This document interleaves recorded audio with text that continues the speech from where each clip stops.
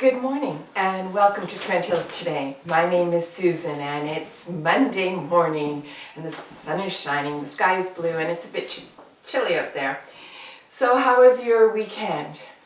Didn't ours all start off with quite a bang? Friday night it was sunny and warm. There was a huge surge of heat and then rain and then the winds, the never-ending winds.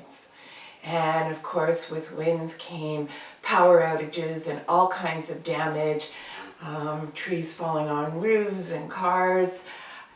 Unbelievable what happened. And I'm bringing that up for a couple of reasons. I mean, it's done and dusted, as I tend to say, but one of the things that many Canadians may not be aware of is the fact that the Canadian government has asked that we be 72 hours prepared.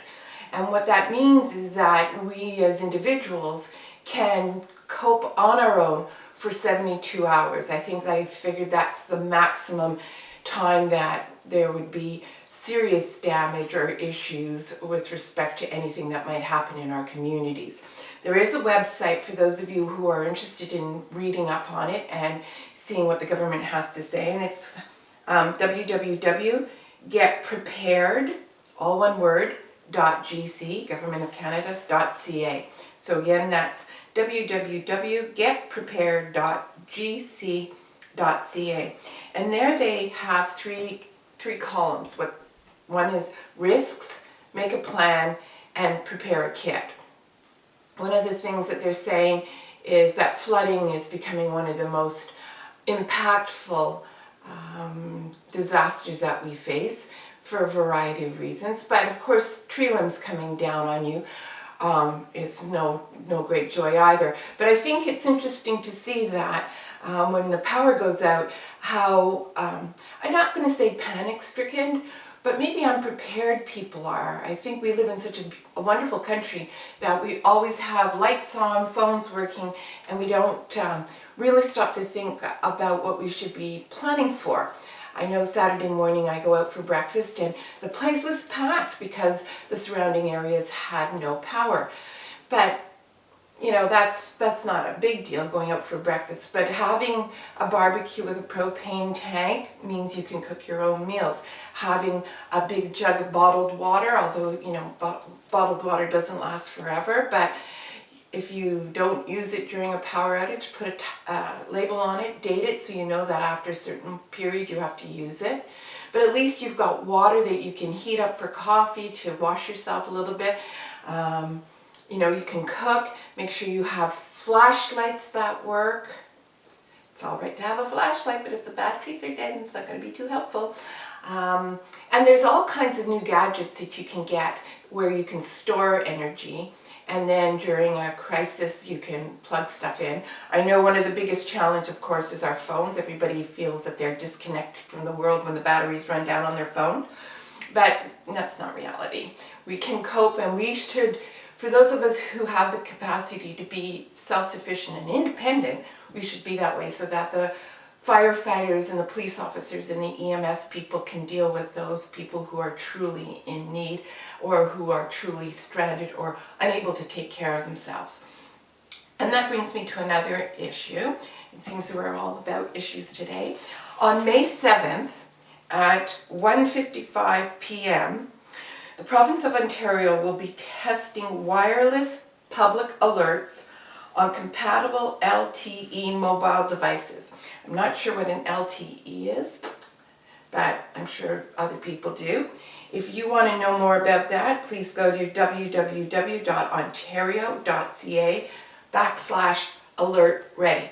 So that means for those of you who carry your phone around with you all the time, that you will be getting an alert message on May 7th at 1:55. I don't have my phone with me all the time, so I don't know what will happen when I get the alert and maybe I don't respond to it.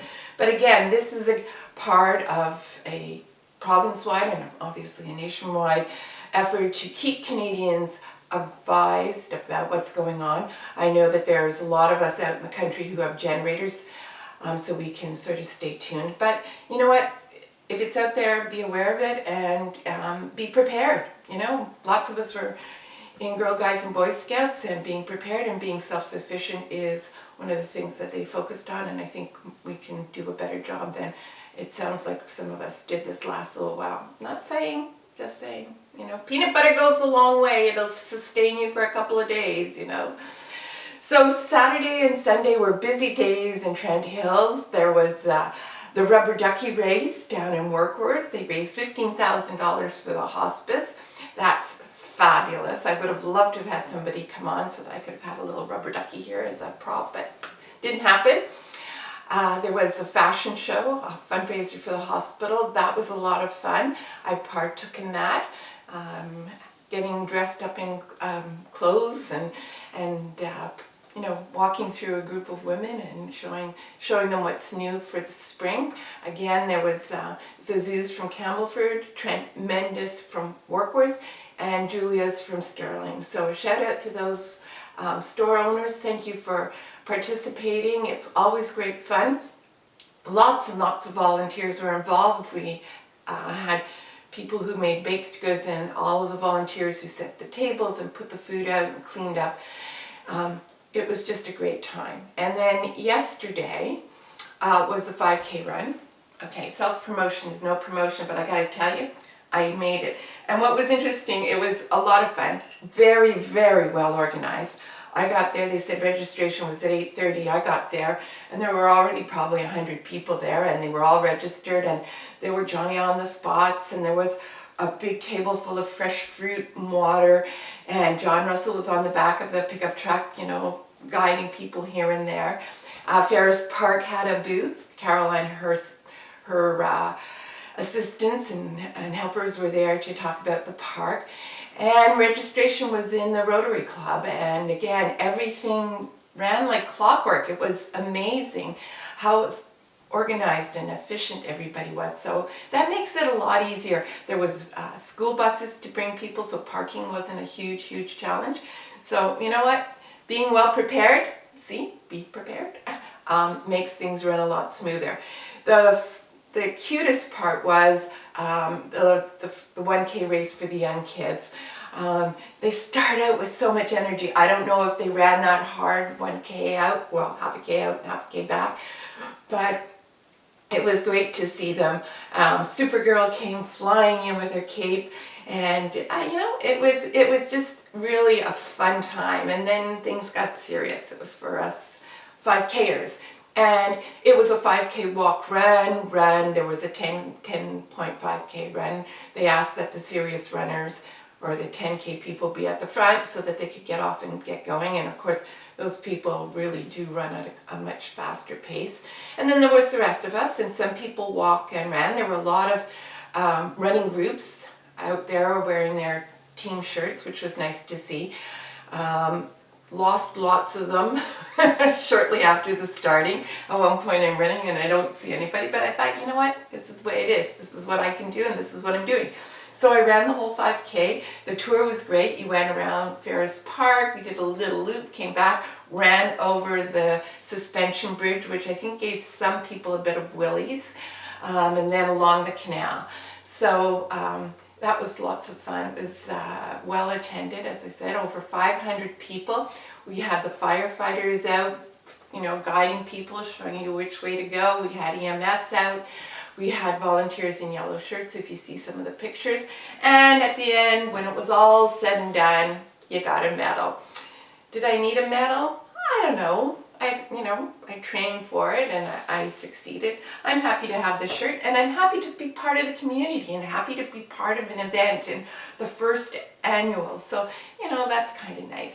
I don't know, I enjoyed it. And the weather held. There wasn't strong winds. That was something that I think I was worried about, because, you know, it's like when you're out canoeing, you're always canoeing into the wind for some reason, or if you bike, you're always biking into the wind.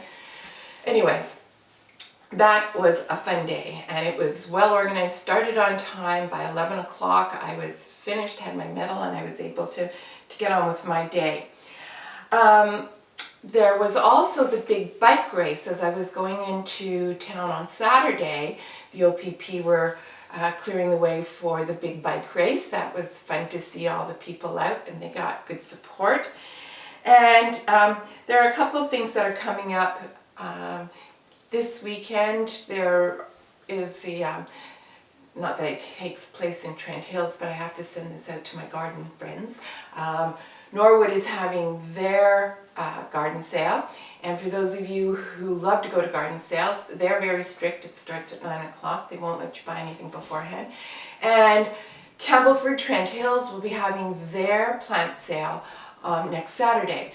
So for those of you who are out now in your gardens and hoping to get some well-loved plants and some plants that someone else has been willing to share, there's 2 things that will be coming up.